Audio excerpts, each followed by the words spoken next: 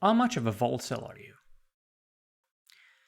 So the term, which means voluntary celibate, is frequently used by incels to imply that a particular incel isn't putting in enough effort to escape inceldom, or to claim that only those with very low to non-existent standards should be able to truly consider themselves incel.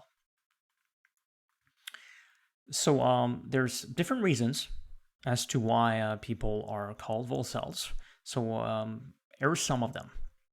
So first of all, sometimes when incels will call some people volcels, it's going to be reasonable. But a lot of time, it may seem pretty far-fetched, okay, and kind of not reasonable. So I think that there's a degree here.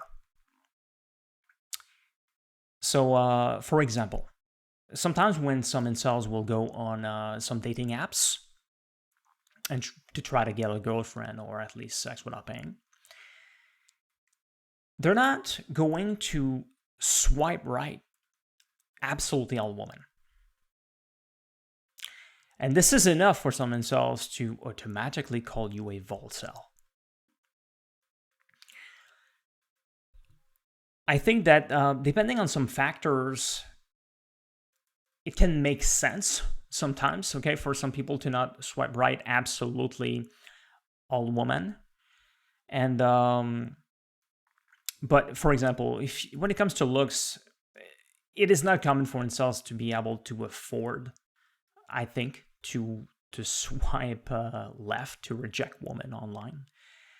I don't think they can really afford it, but some of them, I can understand why they may not actually accept all those women, and sometimes they could take some risk to swipe left on some of those, okay?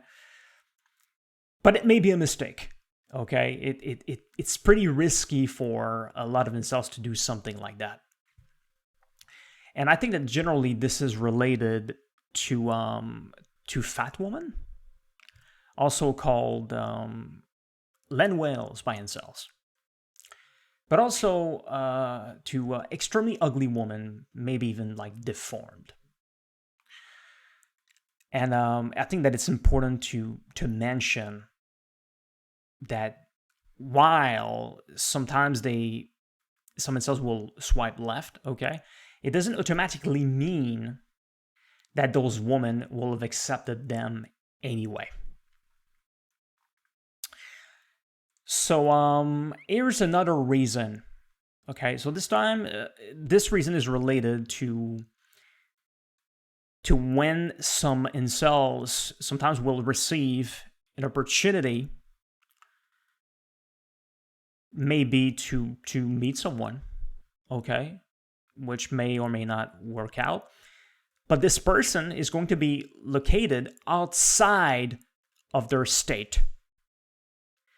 They will have to travel outside their states, or even travel a very, very long distance to meet the woman in question.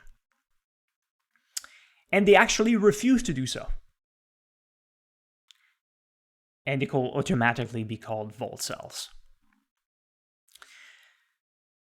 So I cannot also understand here why some people will not do it. Okay, they may not have enough money. They may have it, but it could still cost them too much without being confident that it could work out for the cost. But again, this is important to make those distinctions and to think about that. Another reason, which is probably unlikely, but still, is related to the risk of STDs. Okay, of getting some STDs sometimes. So let's pretend, okay, that's unlikely, but let's pretend that an incel here will have a chance to, let's pretend that it's not intercourse, okay? A woman will want to give him a blowjob without a condom, for example. Pretty unlikely, but let's pretend. And the guy could be like a little scared of getting some STDs.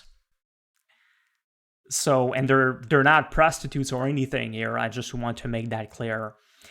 And they will actually reject some of those women because of that.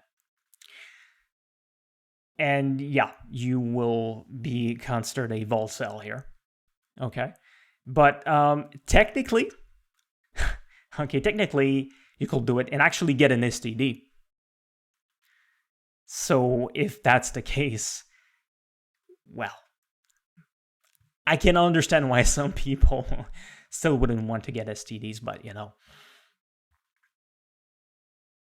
other people could actually go as far as to say, okay, this is not necessarily something that they will say, but still, okay, they could say like, volcel, if you don't accept, to get some STDs.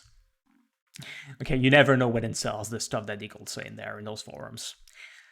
But yeah, so what is important to understand also is that people, okay, are generally not strictly volcel. Even if you consider them volcel, sometimes there's also certain things like autism or mental disorders that can prevent people from trying to get in a relationship or to have sex. So we have to make this distinction because some people are true volcels. They really don't want to be in a relationship or to have sex for some reason. So that's another way here there's another way to look at volceldom is related to what we can control or not. The thing that you don't understand is that we don't have even close to the amount of control that you think that we have. We cannot choose our beliefs, desires, preferences, opinions, emotions, and much more. I'll make some clarifications in the description below. But the thing is that some people, okay, that don't try enough, if at all, may be scared. They may be too shy because of their conditions. And the thing is that we think that they are responsible for choosing to be scared or too shy. And it's just not the case. Okay? It's their brain that is responsible for generating those things that I've mentioned. And not understanding that can lead to a lack of compassion for those people. I see that all the time. There's some people out there, they truly want to be in a relationship. And some of you will recognize themselves here. But it's so hard, okay? We are conditioned, okay, by our biology. That's just a way, and we cannot control this biological state, and sometimes it is way too hard, okay?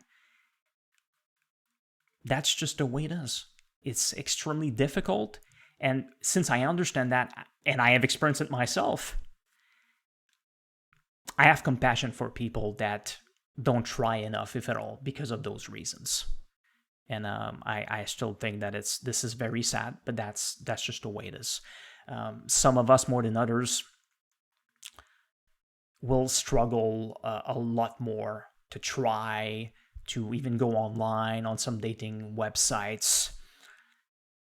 That's just the way it is. They will struggle to talk to women because of their condition, and it may not work out, unfortunately. So I think that it's acceptable to consider some people incels, even if they don't accept absolutely all women. I guess that a lot of incels could be volcels to at least a small degree. So how much of a volcel are you? Thanks for watching, and see you in another video.